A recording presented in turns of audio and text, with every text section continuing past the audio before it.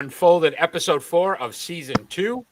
I am your host, Eric, with my main man over there, Ron. How are you? I am doing okay. All right. I'm glad to hear it. Glad to hear it. The sports world, as usual, has brought us a ton to cover this week. Yeah, just a bit. So I am really excited about today's show because we've got so much to go over. So let's start off with our leadoff story. And there were two major retirements in the NFL this week. Ben Roethlisberger and Sean Payton, who's on the screen currently. Sean Payton obviously was the head coach of the New Orleans Saints.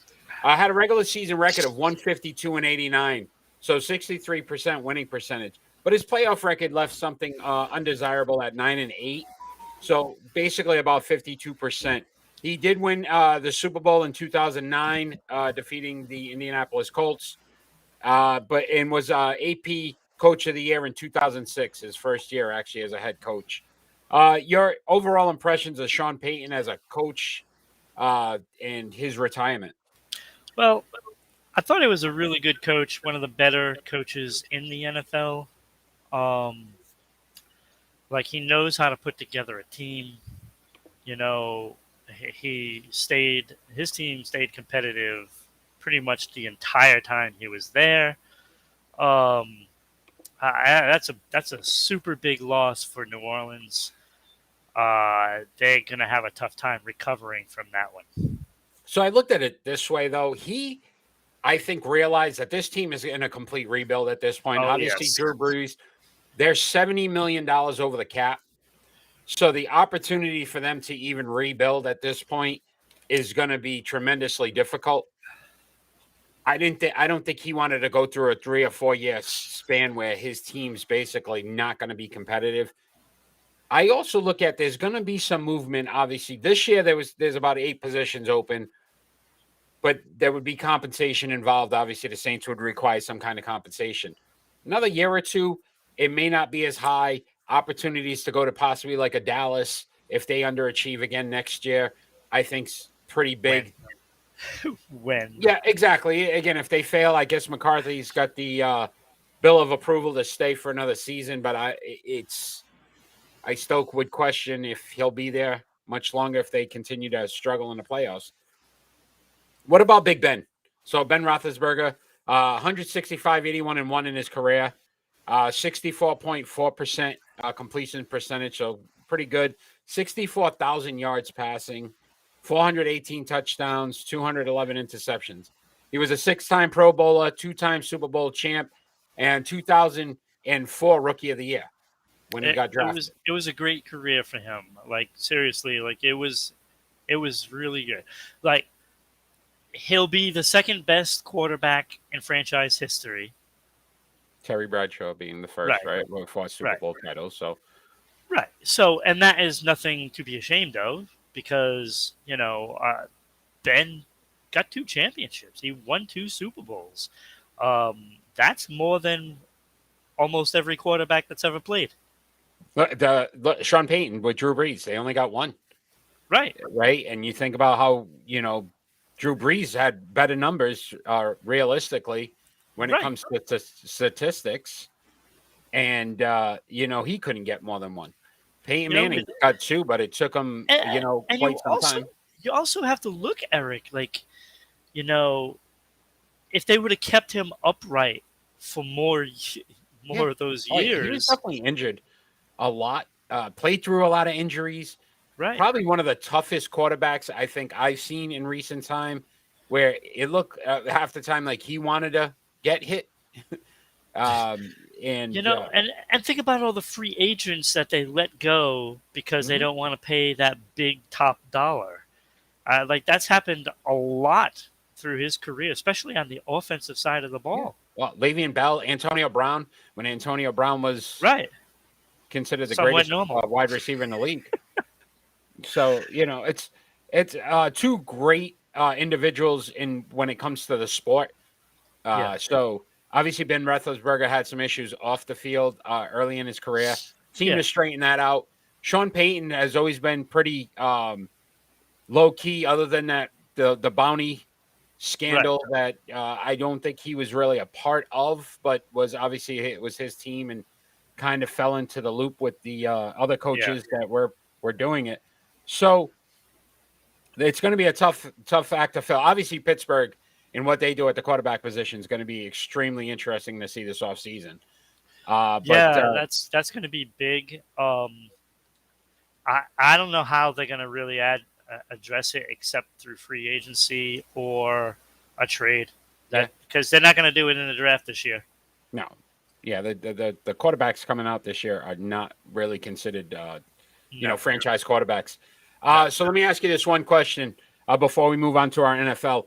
Do you think Sean Payton will return to coaching at some point? I believe he's only next year. You think next year? Sit out a year? Yeah, I do too. I think there's going to be an opportunity that comes along that. Yeah, I think it's just going to be recharge the batteries, and he's going to pick his spot where somebody has an established quarterback, with the weapons needed, and at least a few pieces on defense as well. Yeah. So Dallas next year. I would think. Listen. That makes the most sense, honestly. Especially if some of these positions, obviously, they're going to be filled. It's usually not a one and done, unless you're Urban Myers. So most of the time you get a couple years, and then it goes that way. So let's move on to the NFL, and let's talk about some playoff football. Playoffs? Last weekend was phenomenal. Probably some of the best football I've seen in years. And now we've got these four. I agree with that. Right? It was just 3 games to go to the last second to win it with a field goal, and then an overtime game to win it. Like, you don't see that. Every game was competitive. Every game was exciting. But now we have 4 teams left. And obviously the players that are up there now are involved in that. So we're going to break down both games, kind of what we think are going to be some of the keys to the game, and then we'll make our predictions later on in the show. So let's start off with the Kansas City-Cincinnati game. So Cincinnati will be traveling to Kansas City. Obviously, the Bengals beat them earlier in the year. It was a 34-31 win on a lot of strange plays towards the end of that game where Kansas City, some penalties that actually ended up helping Cincinnati. And they almost blew it by going for it on 4th down a couple times and getting lucky. Some of your keys to that game. Well, I'm not expecting Cincinnati to be able to beat them a second time in the season or second time on the road and in the playoffs. Yeah. I mean, you look at Buffalo's defense. It was the top defense in the league, and they couldn't stop them. They couldn't stop them. Especially in the 4th quarter. Yeah. So it's a tall task for Cincinnati to expect to be able to stop Kansas City this time. And the only thing Cincinnati has in its favor is their offense is so good, except for that line, which is going to be a problem. Yeah. Like he can't get sacked 7-8 times this week. He can't. If he gets sacked 7-8 times, it's over. No. So I started to look at some of the numbers, and Kansas City's averaging 28.2 points a game, which was 4th overall in the NFL. Cincinnati, though, was averaging 27.1, which was 7th. So it should be a high-scoring game, the ability to score points. Some of the keys for me would be the penalties. So Kansas City actually had 111 penalties this season versus Cincinnati 72. So that's a 40 penalty swing. Right. Kansas City can get themselves in trouble if they have unforced errors where it causes them to have to go, a 1st and 15, 1st and 20s, where they put themselves out of position. Not that Kansas City can't get one play in, 20 yards in one play, but Cincinnati also has to be very cautious with the football. So Kansas City was a +4 on the turnover ratios. 14 fumbles they caused during the regular season, tied for number 1 in the NFL. So they are going to try to create turnovers. If you give Kansas City more opportunities with the ball, more opportunities for them to score. Defensively, though, Kansas City 27th overall in the NFL. So They can be scored on. Yeah, 27th versus the pass. We know Cincinnati wants to throw the ball. Yeah, and when you have Chase on running down that sideline somewhere, Right. oh, Their weapons on offense are definitely geared towards the passing game. They were 7th overall in the NFL passing this season. To me, it's a very interesting game. But I still think Cincinnati needs to make sure they protect that football and hope that Kansas City makes some mistakes, especially with the penalties that ends up keeping them in there.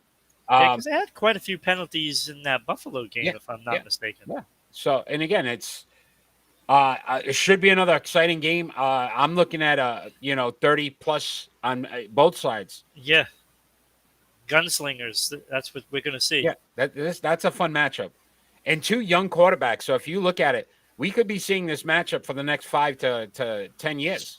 Yeah, like the AFC. I'll tell you, the AFC has a bright future. Yeah, Josh Allen. You're going to see the scale kind of tipping towards the AFC for Super Bowls because with Josh Allen, Mahomes, Joe Burrow, even Mac Jones, you can throw him in there because he's going to be around for a while. Justin Herbert, Herbert, again, second-year quarterback. There is some talent at the quarterback position. Now, on the flip side of that, in the NFC, you have a lot of aging quarterbacks. And some of them could be on the move. Yeah, which we will discuss in our pick and roll. Yeah. In our pick and roll. So let's look at the second games. So San Francisco's traveling to LA. This will be the third meeting for these two teams. San Francisco winning both. First game, 31-10 in San Francisco, and then beating them in overtime, 27-24 later in the year in LA. So psychologically, you could see San Francisco having the advantage on that aspect of it, where LA wasn't able to beat them at all this season. But when you start to look at the numbers, it still seems to favor the Rams. Look, they beat them twice. It is hard to win twice. We know this in New England. Yeah, Bill Belichick constantly drove it into the Patriots players' minds. You have to be up for a game. Now, second game, Rams were a little closer. Yeah, and it was the last game of the season, if I'm not mistaken. Yeah, wasn't and it? It was a turnover late where they threw the pick, at the end when he was going deep. And look, this is not the same Rams team as that first game they played. It is not the same. No. I don't see how San Francisco is going to contain the line for the Rams. I don't see it happening. It's too good. It's too good. They seem to have been able to do it though, and so let me just give. I didn't realize how good San Francisco was. I didn't realize 7th overall in offense. Yeah.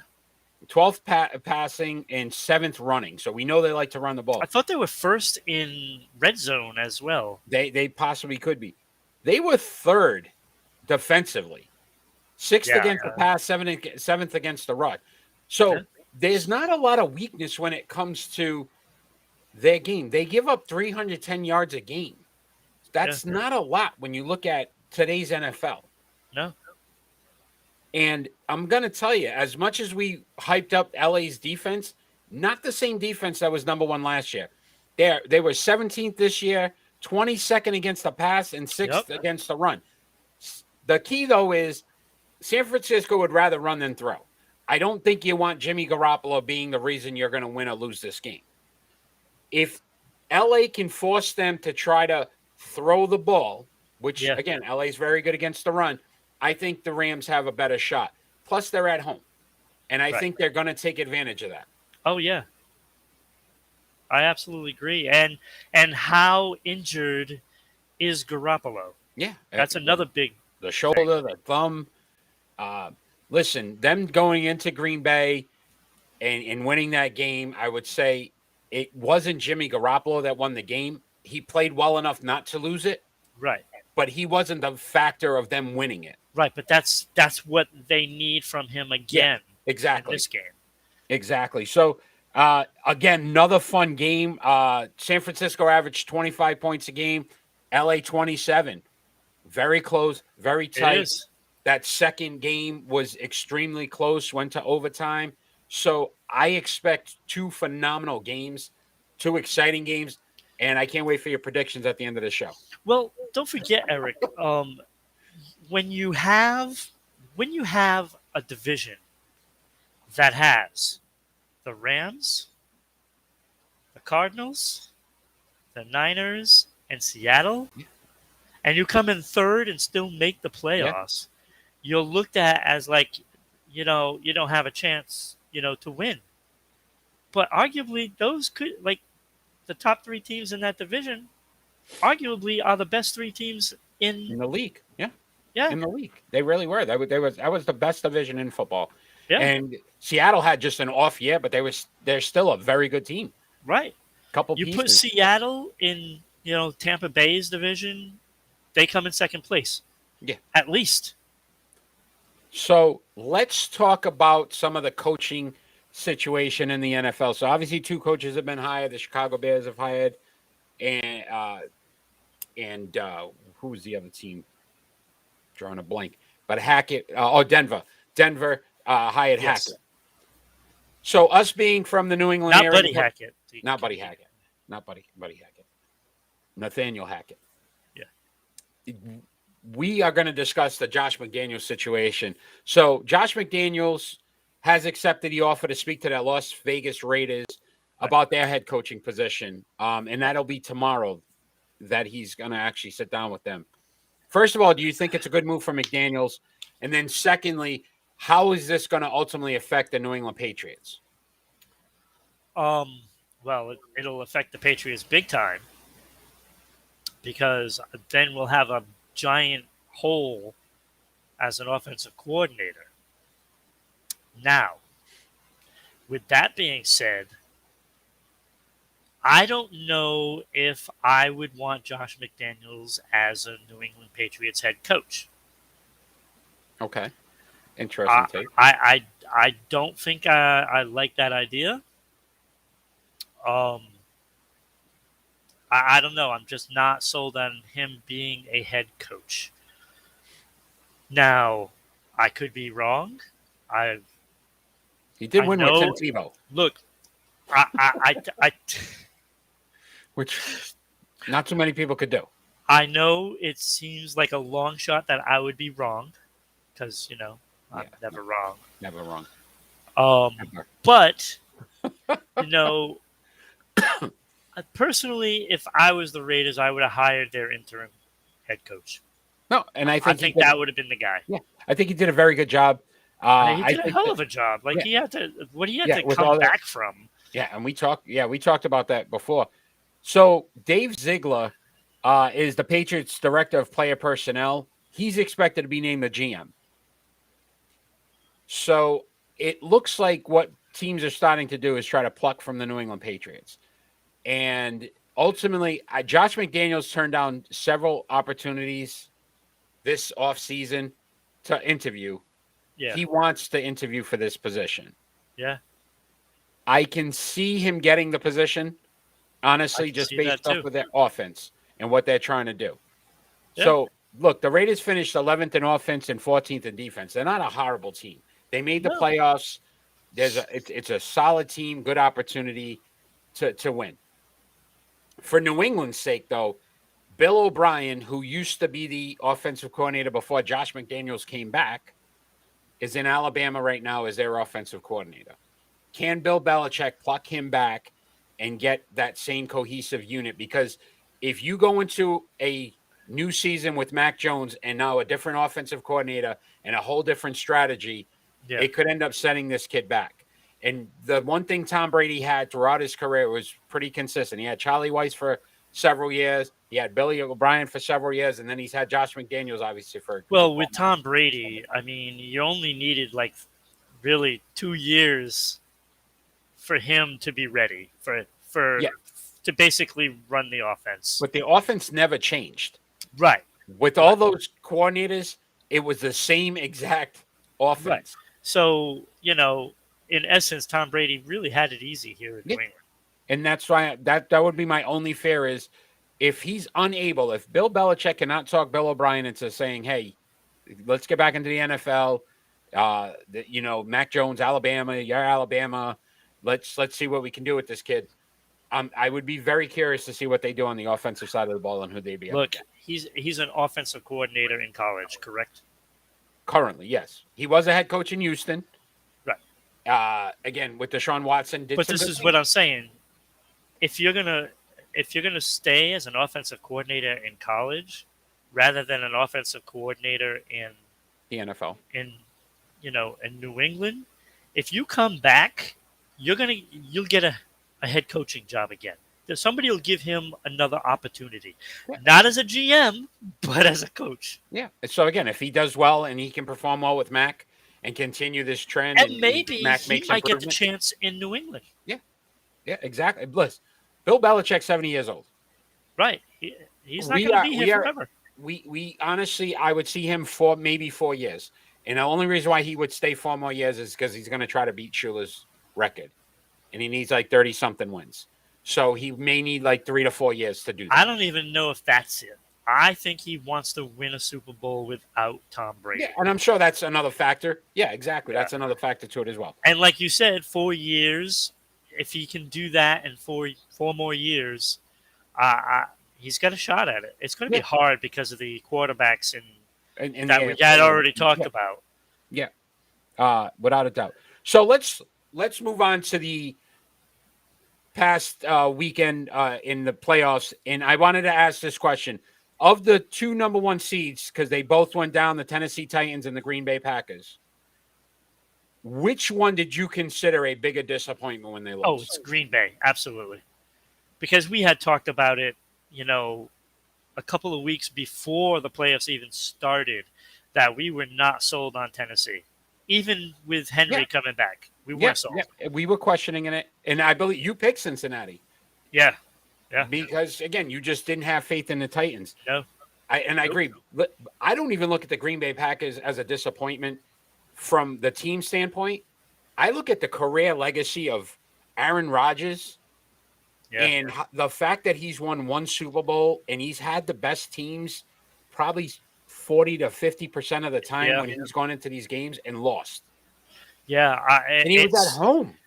And this is why it's so annoying when you watch all these football shows and stuff, and they always say, "Oh, Aaron Rodgers is the best quarterback." No. Statistically, he is. Statistically, I don't. From a winning stats don't tell you everything. From a winning standpoint, no. And I used to say the same thing about Peyton Manning. Peyton Manning could put up all the numbers, right? And then he couldn't win the big games when he needed to. Right. Look, there's only one number that matters, and that is championships. And the best quarterback in the league does not have more than 1. Yeah. And again, if you look at the balance of, I could see last year with Tom Brady, right? Last year with Tom Brady, you could say Tom Brady was a better quarterback. This year, Jimmy Garoppolo is not a better quarterback than Aaron Rodgers. No. You lost to an inferior quarterback. Right. And at some point, regardless of what and we'll discuss it afterwards. Yeah, no. With the pick and roll. Teams are going to start to say, this guy just can't win it. Do I really want to bring him to my team? Look, like we go through this all the time when we do our pick and rolls and triple plays and all that stuff. And the first number that I look at are championships. All the time. All the times. If you are a winner, that is the better quarterback. I'm sorry. That's just how it is. Give me championships. I'll take the player with championships. No, listen, I agree with you that to get there that many times and not to be able to do it, really disappointment in that aspect of it. And again, Green Bay, without a doubt, because best record in the league. Sports Unfolded our NFL ranking. They were number 1 for probably a good half the season. 7 weeks. Yeah, they were dominating, and then fell flat on their face when it mattered. Yeah. So let's move on to our triple play. This one's a fun one. It is a fun one. It was pretty good. So with the retirement of Big Ben, the entire 2004 quarterback class has now retired. So we decided to look at which one we would start, bench, and cut, and that would be Eli Manning, Ben Roethlisberger, and Phillip Rivers. So again, all great quarterbacks, all had good numbers. I will go first because this is my week, correct? Sure. So I am excited about this one because I know we're not going to be the same. I am starting Ben Roethlisberger. So 165, 81, and 1. I said it, the 64% completion percentage, over 64,000 yards passing, 6 Pro Bowls, 2 Super Bowls, and he was Rookie of the Year in 2004. So out of those 3, he was the best rookie in that class. I went at my bench, and this one's going to surprise you. Phillip Rivers, 134 and 106 in his career, 64.9% completion percentage, over 63,000 yards passing, 8 Pro Bowls, 2013 Comeback Player of the Year, no championships. So why am I cutting Eli Manning? Eli Manning, not because I'm a Patriot lover and he took 2 away from us. Could you imagine? Holy crap. 170. Imagine Tom Brady could have had like 9, 10, 117 and 117. He was a 500 quarterback. 60% completion percentage, so obviously far less than the other 2. 57,000 yards passing, less than the other 2. 4 Pro Bowls, 2 Super Bowls, 2 Super Bowl MVPs. But I would say this. He came on, his teams won despite him. Those defenses were phenomenal with the Giants that won it. His numbers, he was a 500 quarterback. I'd rather have a guy that I know can win more consistently. Ben Roethlisberger won more than half his games. Phillip Rivers won more games than he lost. I would take winners over a guy that's just won it twice, and his numbers were statistically not very good. That's how I had my pick and roll. My triple play, sorry. Okay, so my triple play. And it wasn't even, as soon as I seen the 3 names, I'm like, well, this is an easy decision. It's Ben Roethlisberger. Easy decision. He's clearly the better player all around. Look, I want a quarterback that's going to be tough as nails, that can dictate what the field is, like on your side of the line and their side of the line, and do what is necessary with what you have. Look, the other 2 quarterbacks had a lot of weapons. A lot of weapons. And I'm not saying that Ben had none, but a lot of times he didn't have none. He didn't have any. And he still got the job done. Look at this year alone. He willed that team to the playoffs because he had nothing in front of him. Nothing. And that is an aging and beat up Ben Roethlisberger. Mm-hmm. He is twice the quarterback as both of the other 2 combined. Now, with that being said, I am benching Phillip Rivers. Okay. He's just better.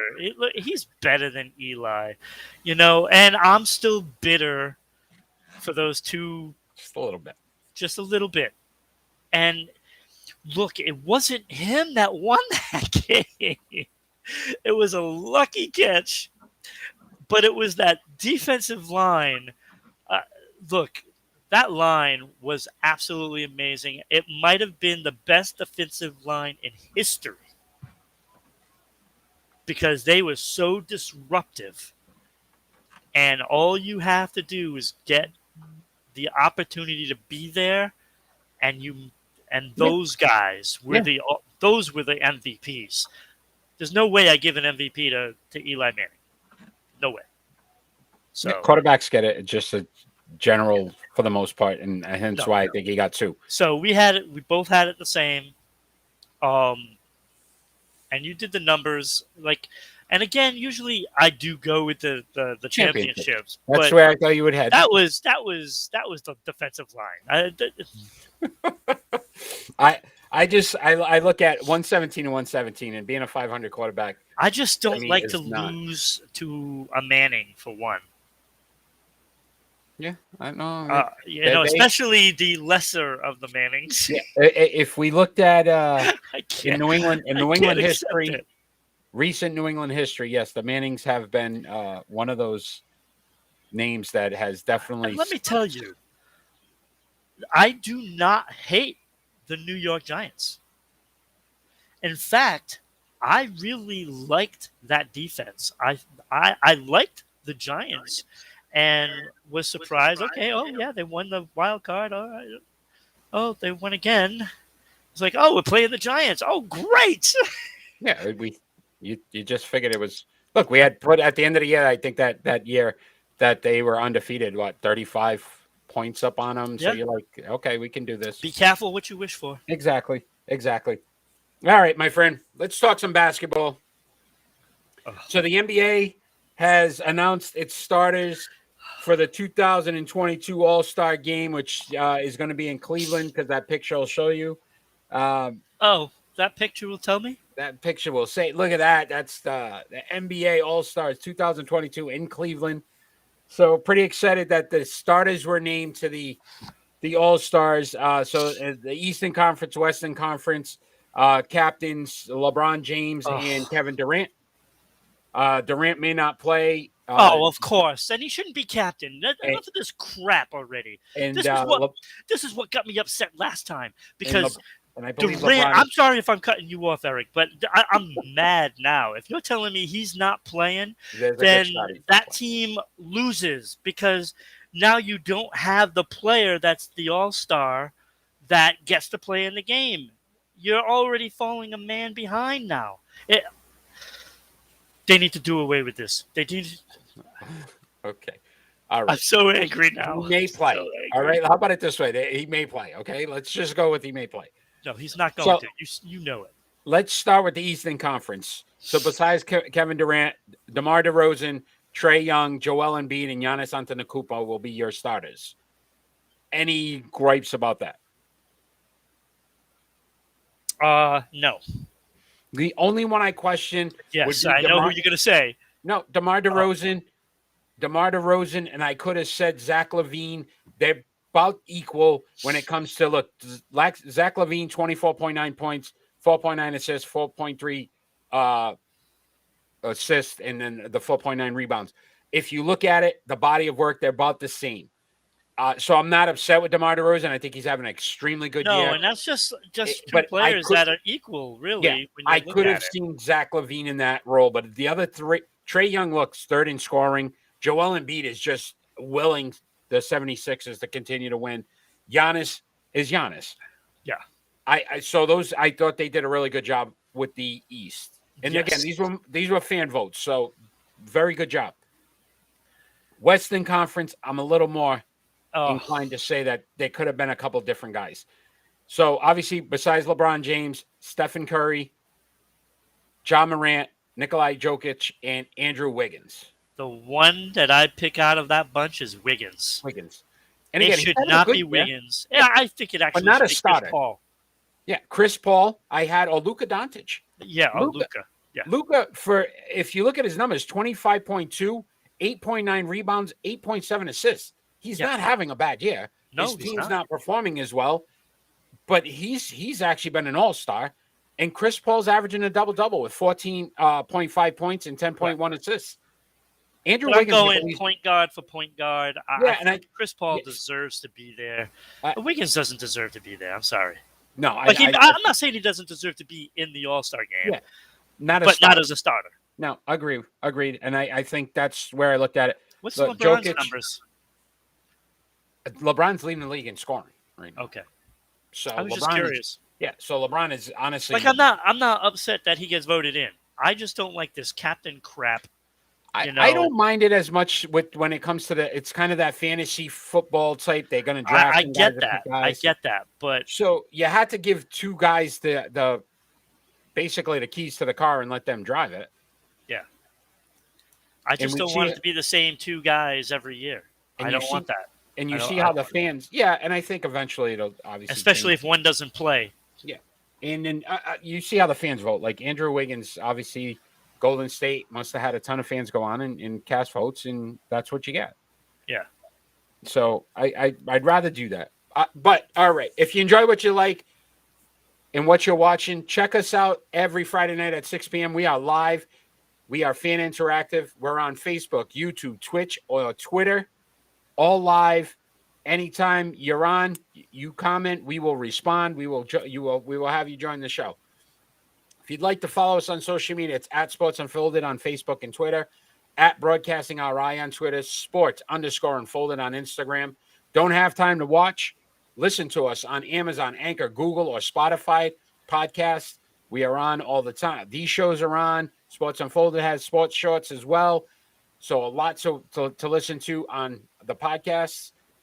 If you're in the Southeast Connecticut area, public access, Channel 12, SEC TV.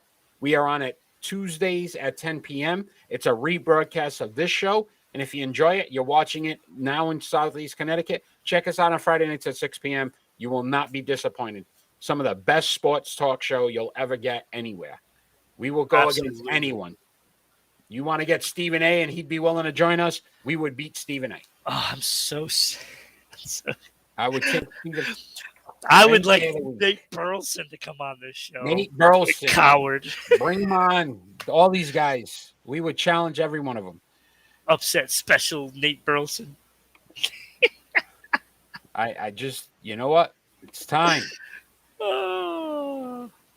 It's time. Like, if we had all that glitz and glamour, we'd be the number one show on TV. Without a doubt. Without a doubt. It wouldn't even be close. It wouldn't even be close. Without a doubt. So let's talk your number one topic, and that's the NHL. And, of course, we've got to get some Bruins talk in here. So Taylor Hall had a questionable hit on Colorado Avalanche Nathan MacKinnon. If you bring that picture up, you can see this man's nose. What are your ultimate thoughts of the hit?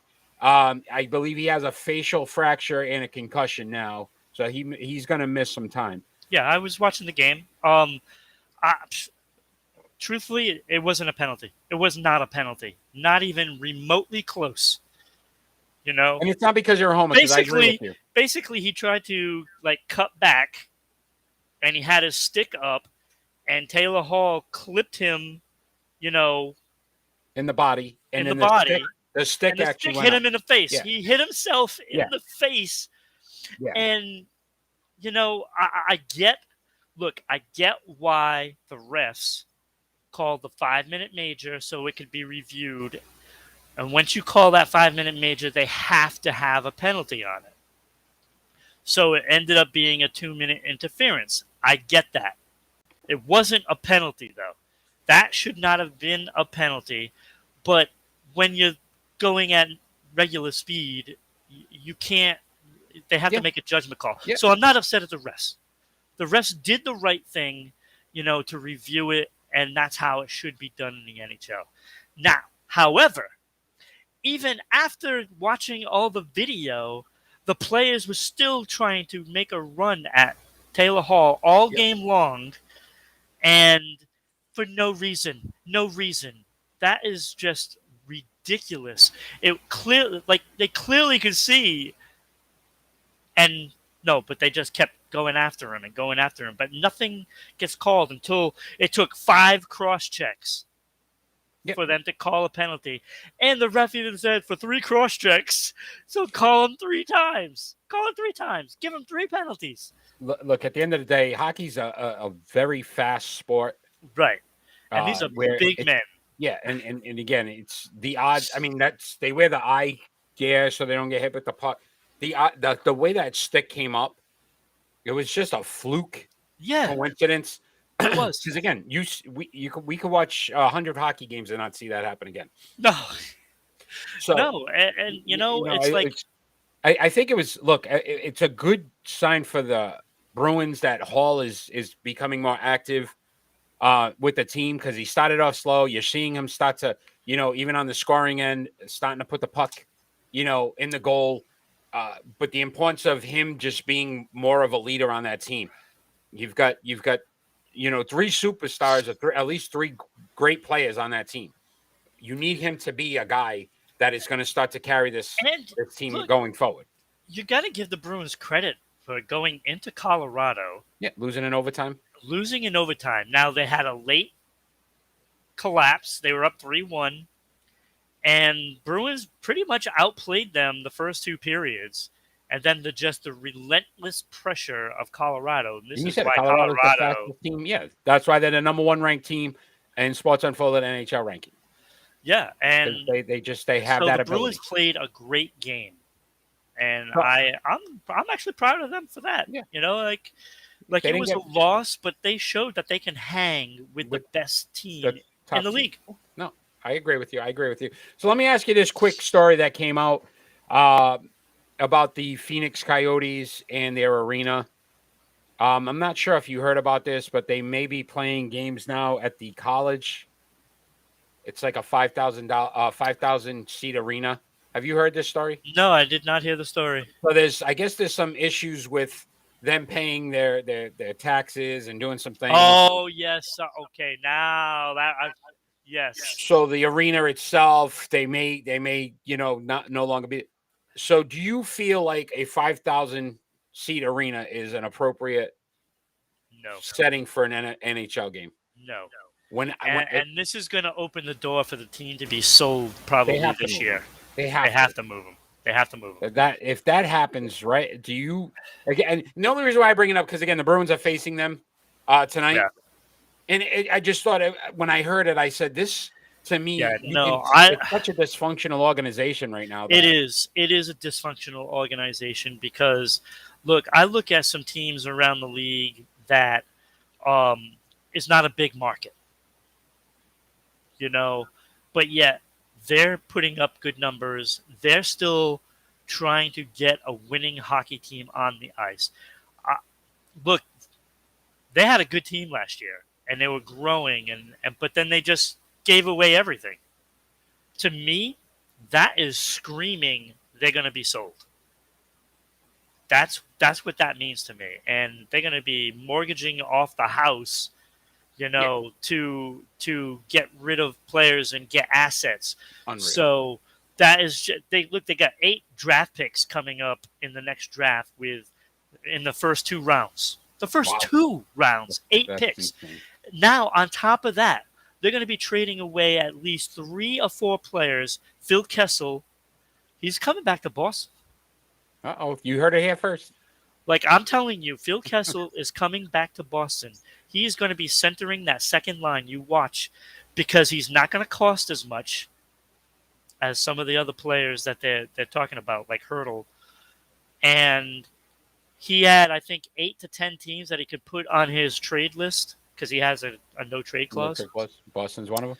Boston is one of them, and he was disgruntled leaving Boston before, but this is a whole different organization now than what it was before then. And they're going to get rid of Chickman. They're going to get rid of Kessel, and a few other players are out the door. And mark my words, they're going to be sold. And they're going to have 10 plus first and second round picks. And that's going to be an attractive number for somebody that wants to buy the team and move them. And they're going to find a city to move them to. Bring them back. That isn't so easy. Hartford Whalers need to come back. There is talk. Talk. That would be fun. All right, my friend, we're going to go on to our face-off. We're going to try to do something a little different than we've done before in the past. Yeah, put pressure on Ron. We are going to put up a timer, and basically our topic is... Oh, hold on. How about if I did this, though? I didn't even do it right. I did it wrong, didn't I? It is quiet tonight. It is quiet. Everybody's getting ready for the big storm, I guess. Guess so, yes. Yep, New England, Northeaster. So we're going to bring that timer up. Actually, so we've got basically 2 minutes to talk real quick. Should Major League Baseball change its process for electing players to the Hall of Fame? I'm going to go first because it's my week. And I will say, yes, absolutely. I agree with them changing the rule after the Barry Bonds, Roger Clemens situation where they did not get in. I truly believe that fans should have a part in the voting process because you've got writers who are bitter, who have been there way too long, that take everything personal and will not allow players in just based on their bias of how they feel. So if you're asking me, I would 100% change the rule on how they process the electing of the players for the Hall of Fame in Major League Baseball. So my thing would be change it to what? What are you going to change it to? So I I don't think they should change the process right now. First of all, why change it for Clemens if he's been busted for steroids? If he's a steroid user, he doesn't belong in the Hall. Period. That there it is. I said it. Now Bonds Was he ever suspended? No, but he got caught, right? Was Barry Bonds suspended? Wait, no, and that's the question that we all have, and I get that, and there's an assumption, and I know there's people that agree with it, and there's people that don't agree with it. I think Barry Bonds will get in at the end of this year for next year's class because they have a committee. I think it's like 6 people, and they're going to talk, and they're going to come up with somebody that is going to be added to next year. So he's getting in. He's getting in. Now, okay, that's annoying. But, it's you can't unless you have a foolproof plan that. Listen, what I will tell you is this. They have to either change the writers' opportunities to stay as long as they do and keep switching it up. You know what it should be? To be honest with you, and all fairness aside, I think the actual Hall of Famers should be doing the voting. I could see that, and I'd be okay with that. But it has to change. Has to change. So and maybe some fans. We talked about that before. I won that argument. All right. It's pick and roll time, my friend. And I don't know if you want to keep me small lame win. so you feel big. But if we could get back to pick and roll. No back to you're staying small. So this one was so fun for me because this is more about this one. Yeah, this is more just about our own opinions and not numbers. And what we're going to do is we're going to basically decide of these current quarterbacks who will not be returning to their teams next season. Could be trade, retirement, other issues, but who's most likely? So 5-1, 5 being the least likely to be moving on, 1 being the most likely to not be with their team next year. And the 5 quarterbacks are Aaron Rodgers, Russell Wilson, Jimmy Garoppolo, Tom Brady, and Deshaun Watson. And again, I am first this week, so I will start. I will give you the correct list. Ron, you don't even need to waste your time. Okay, whatever. At number 5, Deshaun Watson is most likely not moving on. Based on his legal issues, they may not be completely solved. I think a lot of teams will still shy away from him until they feel comfortable knowing that he would be able to play for their team and not be suspended or have to sit out. I can't see him going anywhere else until his legal matters are taken care of, which won't be till sometime next season. So Deshaun Watson stays put. At number 4, Jimmy Garoppolo. The faith that they have in Trey Lance, I'm not 100% sure. He's gotten them to 2 NFC championships, Jimmy Garoppolo. If he wins this and gets them to 2 Super Bowls, I think the fans would have an absolute fit if they get rid of Jimmy Garoppolo after he gets them to a Super Bowl. Him winning this game almost would definitely keep him in San Francisco. Him even losing this, though, you could still say on his resume, 2 NFC championships. That's pretty impressive. A lot of quarterbacks can't even do that. Would you really want a chance getting rid of Jimmy Garoppolo at this point? Seeing that San Francisco will still be a contender next year. And number 3, Russell Wilson. So he's in between here. Good chance. He's expressed, obviously, interest in leaving. He's talked about other teams. New Orleans, we talked about maybe in a complete rebuild, but New Orleans would be a team that needs a quarterback. That was one of the teams he had discussed. And also Chicago. We don't know what they're going to do. Obviously, new coaching. They may want to bring a player in of his caliber. So I could see Russell Wilson moving on from Seattle to go to one of those two teams. Which means at number 2, I have Aaron Rodgers. So we all know what happened in the offseason. Almost didn't show up, couldn't decide. He reworked his contract so that he would be able to be a free agent after this season to make a decision on what he wants to do going forward.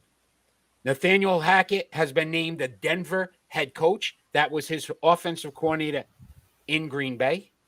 It makes all the sense in the world, as Denver was rumored to be one of those teams that was going to be heavily pursuing Aaron Rodgers. Now they have the head coach. They're going to get the quarterback. Aaron Rodgers will be a Denver Bronco next season. Which means at number 1, the shocker, Tom Brady. And Tom Brady's not going to another team. Tom Brady is going to retire. When you bring back 22 starters to your team, all 22 starters to make another Super Bowl run, and you come up short, that team is not going to be the same next season. Tom Brady is not going to have the same players again. We already know Antonio Brown isn't coming back. Chris Godwin will be gone. He's going to get a major contract somewhere. On the defensive side of the ball, a lot of those guys, 1-year deals, so they could just come back to make a run. Tom Brady is not going to go into a team to rebuild. Tom Brady has started to speak in a way that makes it sound like he's going to retire. I believe Tom Brady will retire and no longer be a member of the Tampa Bay Buccaneers or the NFL. So he is the most likely, in my eyes, to not be with a team next year. In your eyes, they definitely need some glasses. Maybe you can borrow mine. Number 1, baby, Tom Brady. Absolutely. No. Again, you just proved yourself wrong again. Oh, go ahead. Let me see. All right. So number 5, I have Deshaun Watson for the exact reasons that you said. Like nobody wants a problem. Yep. You know, his only opportunity was probably Miami, and they made it clear that they're going with Tua. So that was the easy one. Yep. Now, Aaron Rodgers is number 4, and I'll tell you why, because I took a look at his contract. Okay. He is not a free agent after this year. He's going to be under contract, and teams will have to pay through the nose to get him. It will pretty much decimate any chance of getting a bunch of players to surround him. His best opportunity is to stay in Green Bay and make sure that his throwing partner Devontae Adams is no longer going to be a Green Bay Packer. So he's going to be there. Okay. He's going to be there. Okay. So I have him at number 4. It's going to be too expensive for other teams to get him. Number 3, Tom Brady. You're right. You're crazy. Look, Tom Brady is so competitive. You know, he's upset, and he now wants another chance. Now, Godwin, he's not going anywhere because he's going to get Antonio Brown money. That's what's going to happen with him. That gives them that weapon that they were missing in the playoffs. You know, so that is going to be covered. Now, he may lose Gronk, but he's going to lose Gronk is Godwin. waiting. He lost Gronk. He's going to lose Godwin. He's going to lose Antonio Brown. Gronk just needs to decide whether he's going to retire, and he's going to talk to Tom. Tom, you go in another year? If you are, then I'll stay. That's what's going to happen. Gronk said the other day, if he had to make a choice right now, he's retiring. Right. And I think he's just waiting for Tom to make that call. He's going to retire. Right. He's going to go talk to Tom, and Tom is going to say, well, I may do one more year. Giselle and the kids need me now. It's time. But go ahead. No. So Tom Brady isn't going anywhere. Nope. He's going to play at least another year because he wants another one. He wants another one because he's pissed right now. He lost to a team that he should have beat. First time I think I've ever heard in his career, he said he was satisfied with the way the team played. Anyway, number 2. Thank you, Tom. No. Go ahead. Number 2. No. Number 2, Russell Wilson. This team is about to be dismantled. They're going to be cost cutting. They're going to trade. They're going to trade him for some picks and start the rebuild process. And I don't think Russell Wilson wants to be there. I don't think he wants to be there, and I think he's gone. That is all but certain. And number one, Jimmy G. Look, you don't give up that many assets to go get Trey if you're gonna keep him on the bench for the next 4 years or Green Bay whatever did it it with is. Aaron Rodgers. Think about it. They are not Green Bay. They want What their does any quarterback. NFL team want? To get to the Super Bowl or a championship? First Or of have an all, opportunity to get Jimmy to the Super Bowl. G isn't G's going done to that. win this week, so that You already got null and predictions. voids. That's the next segment. I don't care. He's not going to win this week, and therefore list. they're going to get rid of him. They're going to trade him. I wouldn't be surprised if he gets traded to Pittsburgh. Don't be surprised about that. Okay. Which has been discussed. It's again rumored. I still think if he wins this game, he stays. But even if he doesn't, he probably stays. More likely. He's not staying. Pittsburgh. He's not staying there. What we're He's going to not. do, Ron. He even said it himself. Okay. What we need to do is we need to make sure we hold on to this. So as the season goes, we'll see who's Yeah, more no correct. problem. No 'Cause problem. you know we're going to do a special Sports Unfolded when Tom Brady retires. He's not retiring this year. Okay. If you enjoy what you watch, obviously you enjoy somebody who's always correct and somebody who's always wrong. Watch us every Friday People night know. at 6 They know. p.m. We are on Facebook, YouTube, Twitch, or Twitter. We are live. We are fan interactive. Some of the best sports talk you will ever get. Follow us on social media at Sports Unfolded on Facebook and Twitter, at Broadcasting RI on Twitter, Sports_Unfolded on Instagram. Don't have time to watch? Listen to us on Amazon, Anchor, Google, or Spotify. Podcasts, Rhode Island Broadcasting, Sports Unfolded. We have them both. Southeast Connecticut. If you're in our area in Southeast Connecticut, SEC TV, Public Access Channel 12, Tuesday nights at 10 p.m. A repeat of the show. If you like what you're watching and you're watching us now, check us out on Friday nights at 6 p.m. And if you'd like to sponsor the show, we are looking for sponsors so we can continue to grow, continue to do some stuff. Reach out to us at rhodeislandbroadcasting.media@gmail.com. We will give you all the details. I believe you said on one of the other shows, Pop Ascension, if I'm not mistaken, less than a cup of coffee at Starbucks. Yeah, because it's like $8 if you go get a coffee there. Right? So you will get a great deal. We will broadcast throughout the internet to give you so many more eyes on your business. Reach out to rhodeislandbroadcasting.media@gmail.com for information on how to be a sponsor for Sports Unfolded. So, Ron, let's bring up the prediction chart. This is actually pretty impressive, to be honest This is with pretty you. good. We're tied still. 72% of the time we're right, though, which is pretty impressive. It is. Considering. So we are going into week 5. Obviously, we've got some big games coming up here. The NFC and AFC championship that we are going to decide now. So leading it off on January 30th, the Cincinnati Wait, Bengals. can we go the reverse order?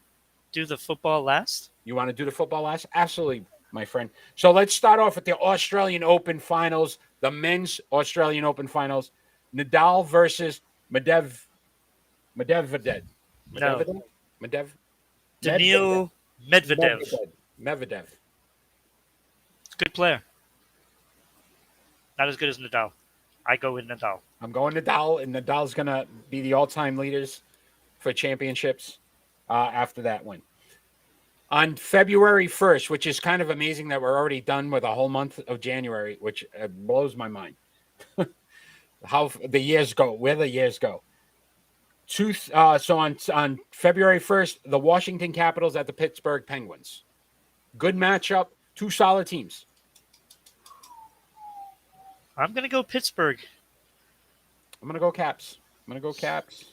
Malkin making a difference over there. Whew. Boy, is he good. Best player on Pittsburgh right now. All right. What about also on February 1st? Stir the pot. You love Stir the Crosby. pot. You love doing that with Crosby. So on February 1st, the Florida Panthers at the New York Rangers.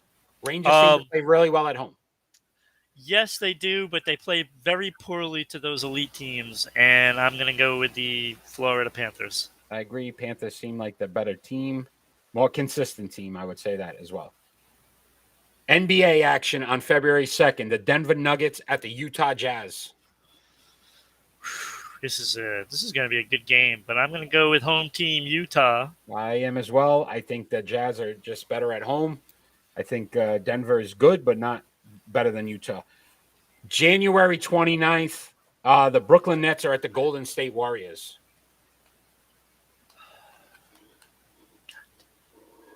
Kyrie will be there for the Brooklyn. I'm going with Brooklyn. That's a road game. Hey, wait a minute. Did Golden State win last week for ours? You're asking a lot here, buddy. Let me check. I'm sorry, but you have the stats. So. I do have them. Let me see if I can. I gotta find them because that matters. Does it? Because if I'm 0-3 with Golden State, Golden State Warriors won last. Yes, they beat the Jazz. All right, so I'm gonna go Golden State. Oh, damn it! You changed it on me. Oh, I went Golden State, even though Kyrie will be playing for the Brooklyn Nets that game. Yeah, big deal. NFL, baby. Here it is. Championship weekend to go to the Super Bowl. The San Francisco 49ers at the Los Angeles Rams. I'm going Rams. That is my Super Bowl pick. I'm riding them all the way. We're going the same here because I already said my picks, my two teams that I believe are going to get there. So the Cincinnati Bengals at the Kansas City Chiefs. I so want to pick Cincinnati. Like, I really want them to win. You can't. But I can't. What KC did to Buffalo, I think Buffalo was the better team, and they got by them. There's no way I go against KC right now. So we only have one game different this week, and that's going to all depend on the Caps-Penguins game. Oh, so I'm going to win another week. So you may win another week, or guess what? Oh, I am. Our percentage is going to be pretty good. All right, so how we normally end our show, we do a final thought. Our final thought doesn't necessarily have to be about anything sports related. It can be about anything going on in the world today. First and foremost, before we start, I just want to, anyone in the New England area, in the East Coast here with this Northeaster, we wish you a safe, time through this. It should be, if the storm hits as they say it is, it could be pretty significant. So anybody on the East Coast that is watching, be safe this weekend. Good luck to you, your family. Stay safe. I'm in the 18 to 24 inch range. Yeah. And I am as well. And it keeps changing all the time. So let's all be safe, and hopefully it doesn't hit as bad as they say. So my final thought, since I am first this week, is just the amount of time that has passed, and you don't realize that it's been 2 years this week that Kobe Bryant passed away from the helicopter crash. His daughter and 7 others passed away as well. And just what he meant to the sport of basketball, it's still surreal to think about him not being here. And when I heard it, I said, no way, it's been 2 years. And it just goes to show you how fast time has gone and passed. So think about those players that you love and cherish and love to watch now, because it can go in a heartbeat. And I know Tom Brady is a major Kobe Bryant fan, or was obviously a Kobe Bryant fan when he played basketball. He even mentioned it this week that you just don't know how long you're going to live. You didn't, and he mentioned the Kobe Bryant thing. So even the players are starting to see that, you're not immortal. It can happen.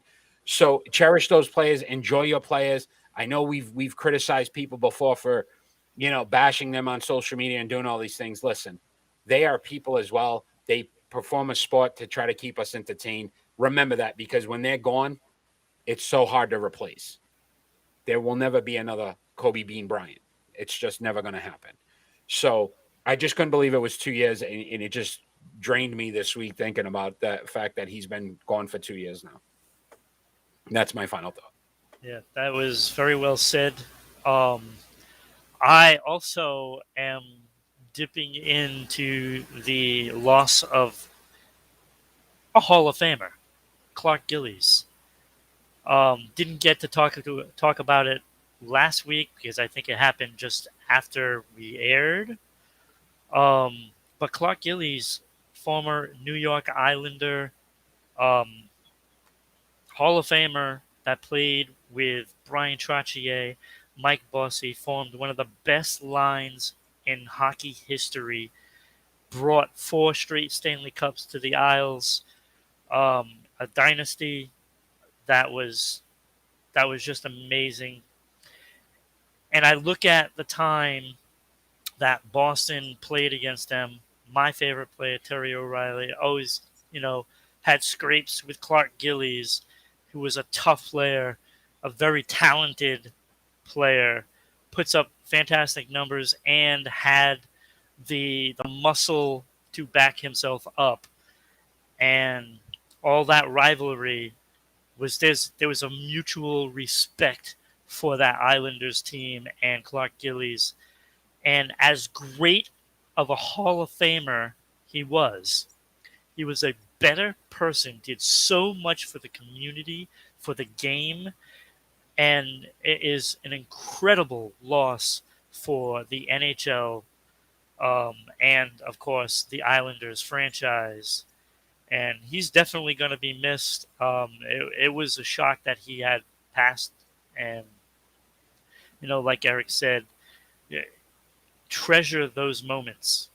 Treasure those moments, no matter what team you root for, what sport, it doesn't matter. Treasure those moments that those players give to you, all those memories, whether it's Tom Brady, whether it's Brett Favre.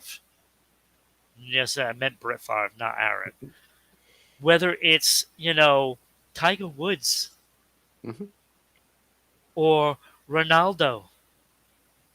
So it doesn't matter what sport. Just treasure those moments, like when your country's athletes lift up that gold medal in the Olympics, which are coming up.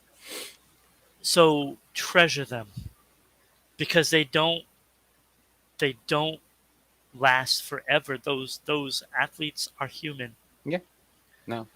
No, great points. Unfortunately, our final thoughts have been a little, dark. A little dark lately.